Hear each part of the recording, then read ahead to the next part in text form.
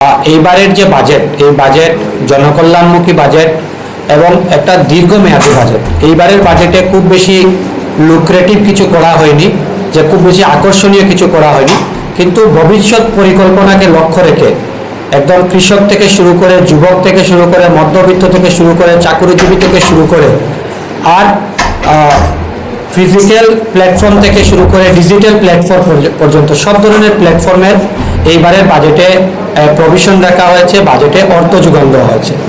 এবং বিশেষ করে আমরা যদি স্বাস্থ্যর ক্ষেত্রে দেখি, তাহলে স্বাস্থ্যর ক্ষেত্রে একটা আমূল পরিবর্তন আনার জন্য দেখবেন এইবারের বাজেটে ক্যান্সার ট্রিটমেন্টের জন্য প্রোটন থেরাপির মতো নতুন সংযোজন করা হয়েছে। এই প্রোটন থেরাপির, আপনারা জানেন, এই প্রোটন থেরাপির জন্য বিশাল অর্থের প্রয়োজন। আমাদের সরকার অর্থের দিকে লক্ষ্য না করেও যাতে ক্যান্সার ট্রিটমেন্টের সুবিধা হয়, সেই জন্য প্রোটন থেরাপি প্রথমবারের মতো আসাম সরকার এটা ক্যান্সার ট্রিটমেন্টে সংযোজন করেছে। তার জন্য আলাদা করে 500 কোটি টাকার অর্থ যোগান দেওয়া হয়েছে। তার সাথে সাথে দেখবেন এবার সরকার সিদ্ধান্ত নিয়েছে যে আমাদের হেডকোয়ার্টারের হসপিটাল ছাড়াও অনেকগুলো সাবসেন্টার রয়েছে গ্রামীণ অঞ্চলে, সেই সাবসেন্টারগুলিতে একজন করে MBBS ডাক্তার নতুন করে নিযুক্তি করারও সরকার এবার বাজেটে উল্লেখ করেছে। এই বাজেটেই আমাদের কয়েকটা মেডিকেল কলেজের কথা উল্লেখ করা হয়েছে। তার মধ্যে আমাদের হাইলাকান্দি জেলার যে মেডিকেল কলেজ মাননীয় মুখ্যমন্ত্রীর ঘোষণা ছিল নির্বাচনের সময়, এইবারের বাজেটেও এই মেডিকেল কলেজের প্রস্তাব রাখা হয়েছে। সেই জন্য এই মুহূর্তে আমরা এখানে দাঁড়িয়ে সমস্ত হাইলাকান্দিবাসীর পক্ষ থেকে মাননীয় মুখ্যমন্ত্রীকে অনেক অনেক ধন্যবাদ জ্ঞাপন করছি। এই বাজেটে বিশেষ করে বরাক উপত্যকার জন্য দেখবেন, বরাক উপত্যকায় একসময় একটা শিলচর মেডিকেল কলেজই ছিল, আজকের দিনে শ্রীভূমিতে একটা মেডিকেল কলেজ হচ্ছে, হাইলাকান্দিতে একটা মেডিকেল কলেজ ঘোষণা হয়েছে। তার অতিরিক্ত করে আমরা সবাই এইমসের চিকিৎসার জন্য সবাই দৌড়ঝাঁপ করি, এইমসের সুবিধার চিকিৎসার জন্য সবাই একটা আশা থাকে যে আমি এইমসে যদি চিকিৎসা করাতে পারি তাহলে ভালো চিকিৎসা হয়, এবং এই চিকিৎসা কেন্দ্র আমাদের এদিকে হওয়া প্রয়োজন। তো এইমসের হসপিটাল হচ্ছে না, কিন্তু এইমসের স্যাটেলাইট সেন্টার একটা ক্যাম্পাস আমাদের বরাকভ্যালিতে এই বাজেটে দেওয়া হবে বলে প্রস্তাব রাখা হয়েছে। পূর্ব নির্ধারিত আমাদের বরাক উপত্যকায় যে চিড়িয়াখানা ছিল, পূর্বে ঘোষিত ছিল, সেটার জন্য আলাদা করে অর্থ মঞ্জুর করা হয়েছে। আমাদের এখানে একটা মিনি সেক্রেটারিয়েট রয়েছে, এই মিনি সেক্রেটারিয়েটের পূর্ণাঙ্গ রূপ দেওয়ার জন্য এই বাজেটে অর্থ যোগান দেওয়া হয়েছে। তাছাড়া আপনারা জানেন মাননীয় মুখ্যমন্ত্রীর একটা বিশেষ দৃষ্টি বরাক উপত্যকার প্রতি রয়েছে, তার জন্য বরাক উপত্যকা উন্নয়ন আলাদা মিনিস্ট্রি তৈরি করা হয়েছে, আলাদা উন্নয়ন মন্ত্রক তৈরি করা হয়েছে। এই মন্ত্রকেও আলাদা করে অর্থ যোগান দেওয়া হয়েছে যাতে বরাক উপত্যকার উন্নয়ন হয়। এর বাইরে আমরা যখন দেখব AI মতো যে ডিজিটাল প্ল্যাটফর্ম, এই ডিজিটাল প্ল্যাটফর্মেও যাতে আমরা পিছিয়ে না থাকি, AI এর জন্য আলাদা বাজেটের যোগান দেওয়া হয়েছে। আজকালকে সব জায়গায় প্রায় অলমোস্ট সব রাজ্যেতে নিজের করে মেট্রো সিটি, নিজের মতো করে স্যাটেলাইট সিটি আছে, কিন্তু আমাদের এখানে স্যাটেলাইট সিটি নেই। গুয়াহাটিতে আমরা জানি অনেক সমস্যা রয়েছে, জমাজলের সমস্যা, অনেক সমস্যা, সেই জন্য সবসময় পাবলিকের একটা ডিমান্ড থাকে যে আলাদা করে নতুন করে একটা সিটি তৈরি করা। তো এবার গুয়াহাটিতে একটা নতুন করে স্যাটেলাইট সিটিরও প্রয়োজন অনুসারে একটা প্রস্তাব নেওয়া হয়েছে। আগামী দিনে গুয়াহাটিতেও একটা বড় স্যাটেলাইট সিটি হবে।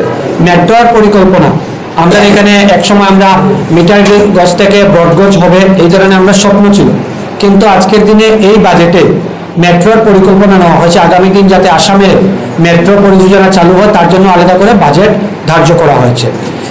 এই বাজেটে ওয়াটার রিসোর্স, জানেন আপনারা আমাদের সমস্ত আসামে বন্যা কবলিত অনেক অঞ্চল রয়েছে, ওয়াটার রিসোর্সেও একটা ভালো বাজেট অর্থ যোগান দেওয়া হয়েছে যাতে আমরা বন্যার পরিস্থিতির সাথে মোকাবেলা করতে পারি। বিশেষ করে আপনারা দেখবেন এই বাজেটে দুটা ডিপার্টমেন্টকে, এগ্রিকালচার ডিপার্টমেন্ট এবং ইরিগেশন ডিপার্টমেন্ট, যে দুটা ডিপার্টমেন্ট একসাথে সবসময় প্যারালাল চলতে হয়, এতদিন এই দুটা ডিপার্টমেন্ট আলাদা আলাদা রাখা ছিল, বাজেটের যে যোগানটাও ব্যালেন্সিং ছিল না।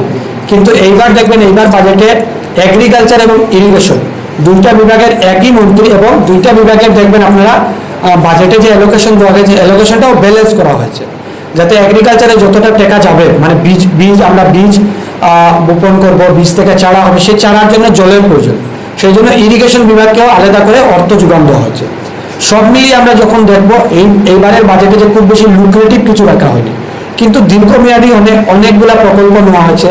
ঠিক সেইভাবে আপনারা দেখবেন যুবকদের জন্য বিশেষ করে মুখ্যমন্ত্রী আত্মনির্ভর লোন, যেটা মাননীয় মুখ্যমন্ত্রী বলেছিলেন 10 লাখ আগামী দিনে দেওয়া হবে, তার জন্য এইবারের বাজেটে 50,000 যুবক যুবতীকে মুখ্যমন্ত্রী আত্মনির্ভর লোন দেওয়া হবে, তার জন্য আলাদা বাজেট প্রায় 500 কোটির অধিক বাজেট ধার্য করা হয়েছে। আমাদের যেগুলো স্টেট ইউনিভার্সিটি ঘোষণা হয়েছিল অনেকেই বলে যে সরকার স্টেট ইউনিভার্সিটি ঘোষণা করেছে, তার জন্য কোনো বাজেট দেওয়া হয়নি, তার জন্য কোনো নতুন ইনফ্রাস্ট্রাকচার হচ্ছে না। এইবার এই বাজেটে সবগুলা স্টেট ইউনিভার্সিটি, যে স্টেট ইউনিভার্সিটি আসাম সরকার ঘোষণা করেছিল সবগুলাতে 100 কোটি টাকা করে আলাদা বাজেট দেওয়া হয়েছে। এবং তার সাথে সাথে উল্লেখনীয় যে আমাদের যে বরাক উপত্যকার গুরুচরণ কলেজ, যেটাকে ইউনিভার্সিটি রূপান্তরিত করা হয়েছে, তার জন্য 100 কোটি টাকা ধার্য করা হয়েছে। তো এইভাবে আমরা দেখবো চাকুরির ক্ষেত্রে বেতন বৃদ্ধির কথা বলা হয়েছে। তো সব মিলিয়ে এখন যুবক, বৃদ্ধ, মধ্যবিত্ত, যুবক, কৃষক সবার জন্য এই বাজেটে অর্থ যোগান দেওয়া হয়েছে, সবার জন্য দীর্ঘমেয়াদী প্রকল্প নেওয়া হয়েছে। এবং আমরা আশা করি যে এই বাজেট, যে 1 বছরের যে বাজেট দেওয়া হয়েছে 26-27-এর বাজেট, এই বাজেট সঠিকভাবে রূপায়ণ হবে এবং এই বাজেট সাধারণ মানুষের আর্থসামাজিক যে অবস্থা, সেই আর্থসামাজিক অবস্থাটাকে অনেক উন্নতিতে নিয়ে যাবে। ধন্যবাদ।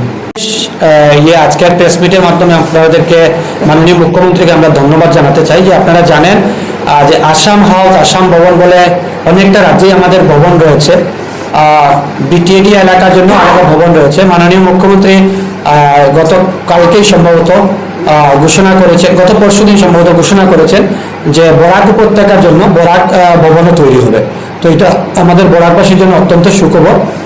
আমরা এই প্রেস মিটে দাঁড়িয়ে হাইলাকান্দি জেলার পক্ষ থেকেও, হাইলাকান্দি জেলার প্রত্যেক বিজেপি কার্যকর্তা, সাধারণ নাগরিক, আমরা সবাই মাননীয় মুখ্যমন্ত্রীর এই পদক্ষেপের জন্য ওনাকে ধন্যবাদ জানাই।